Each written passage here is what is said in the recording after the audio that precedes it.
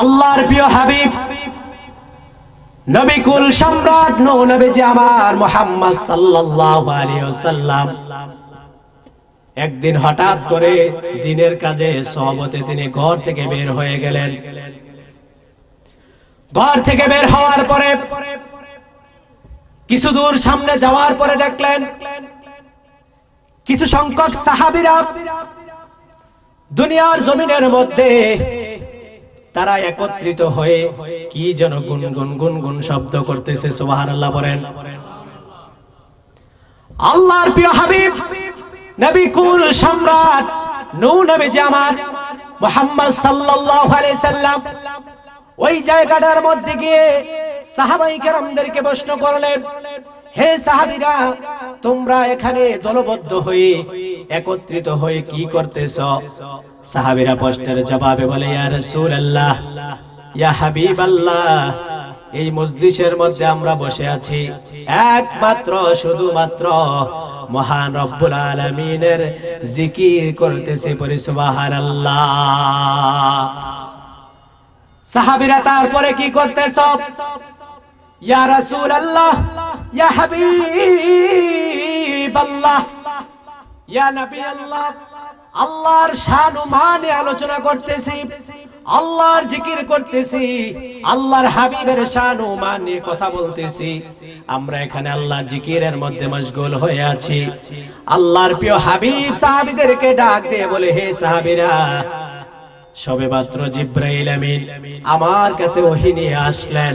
তোমরা যারা এখানে একত্রিত হয়ে আল্লাহর শান ও মান নিয়ে আলোচনা করতেছো, জিবরাইল আমিন সবেমাত্র আমার কাছে ওহী নিয়ে এসে বললেন, ইয়া রাসূলুল্লাহ, ইয়া হাবিবাল্লাহ, এই সাহাবীরা যারা আল্লাহর প্রশংসার মধ্যে নিমজ্জিত হয়ে আছে, যারা এখানে আল্লাহর প্রশংসা করতেছে, যারা জিকির করতেছে, যারা আপনার শান ও মান নিয়ে কথা বলতেছে, হাবিব,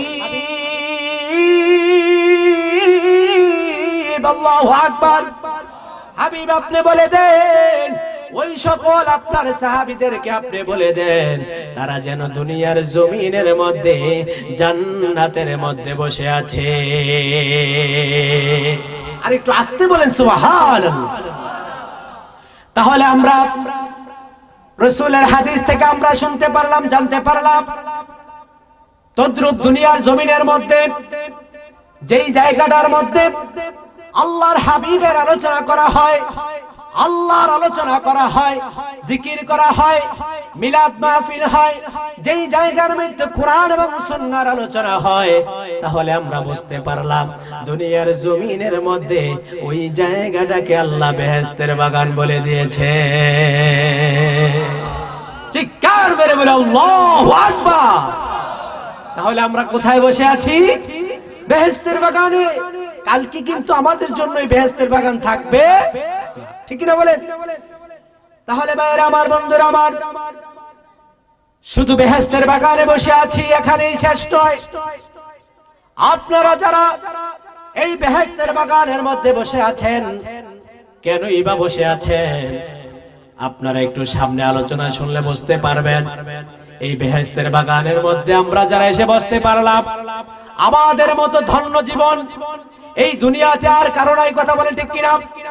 আমাদের মতো এমন ভাগ্যবান ব্যক্তি মনে হয় এই দুনিয়ার জমিনের মধ্যে আর কেউ নাই। কেন? কেন? আল্লাহর প্রিয় হাবিব বলে দিয়েছে, কোন বান্দা যদি ঘর থেকে বের হয়ে যায় খাঁটি দিল নিয়তে, তওবা ইস্তেগফারের নিয়তে, যদি কোনো বান্দাটা যদি ঘর থেকে বের হয়ে যায় এমন নিয়তে, আলেম ওলামাদের মজলিসের মধ্যে বসবে, বেহেশতের বাগানের মধ্যে বসবে, বসার পরে আলেম ওলামারা যা কিছু বলবে, আল্লাহ রাব্বুল আলামিন বলতেছে, ও ফেরেশতারা, আমার বান্দাটা যে ঘর থেকে বের হয়ে গেল কোথায় যাচ্ছে? ইয়া আল্লাহ, আপনার বান্দাটা বেহেশতের বাগানের মধ্যে যাচ্ছে। হে ফেরেশতারা, আমার বান্দাকে আমাকে কোনোদিন দেখেছে? না, আল্লাহ দেখে নাই। আমার জান্নাত দেখেছে? না, আল্লাহ দেখে নাই। আমার জাহান্নাম কি দেখেছে? না, আল্লাহ দেখে নাই। তাহলে আমার বান্দারা দিন দিন পা হেঁটে হেঁটে কোথায় যাচ্ছে? ইয়া আল্লাহ, আপনার বান্দারা দিগুলির জমিনের মধ্যে খন্দকার শাহাদুল্লাহ ফকিরের মাজার শরীফ জামে মসজিদের উদ্যোগে বেহেশতের বাগানের মধ্যে যাচ্ছে। আমার আল্লাহ পাক জিবরাইল আমিনকে ডাক দিয়ে বলে, হে জিবরাইল, তুমি সাক্ষী থাকো, আমার বান্দাটা, যেই বান্দাটা জীবনের রাশি রাশি গুনার কথা স্মরণ করে, আল্লাহু আকবার, জীবনের সব গুনার কথা স্মরণ করে, যেই বান্দাটা বেহেশতের বাগানের মধ্যে খাঁটি দিল নিয়তে তওবা করে, অন্তর পরিষ্কার করে যেই বান্দাটা বেহেশতের বাগানের মধ্যে বসে যাবে, ও ফেরেশতা তুমি সাক্ষী থাকো, আমার বান্দা বেহেশতের বাগানের মধ্যে বসার পরে ওলামায়ে কেরামদের আলোচনা শুনলো, হাদিসের আলোচনা শুনলো, কোরআনের আলোচনা শুনলো, জিকির করলো, মিলাদ পড়লো, আল্লাহ এবং আল্লাহর হাবিবের শান ও মান নিয়ে আলোচনা শুনলো। ফেরেশতারা তুমি মনে রাখো, তুমি প্রস্তুত থাকো, তুমি দেখে রাখো, ওই বান্দার জীবনের গুনাহগুলোকে আমি আল্লাহ ক্ষমা করে দিলাম। এত আস্তে বললেন সুবহানাল্লাহ। তাহলে আমরা কি ভাগ্যবান না? যারা এখানে আসতে পেরেছেন ভাগ্যবান কিনা? এই দ্বিগুণী থেকে মুসলমানের সংখ্যা কি কম না বেশি? এই জুড়ে কথা বলেন, কম না বেশি? কিন্তু আজকে তারা বেহেশতের বাগানে আসতে চায় না। তার কারণ কি? তার কারণ কি জানেন? তাকে কে বসবাস করে আছে জানেন? কে? এই জুড়ে বলেন, কে? শয়তান। এই মজলিসে শয়তান আসেনি? হ্যাঁ, শয়তান কি চায়? ভালো চায় না খারাপ চায়? আপনার আমার ভালো চায় না খারাপ চায়? অবশ্যই খারাপ চায়।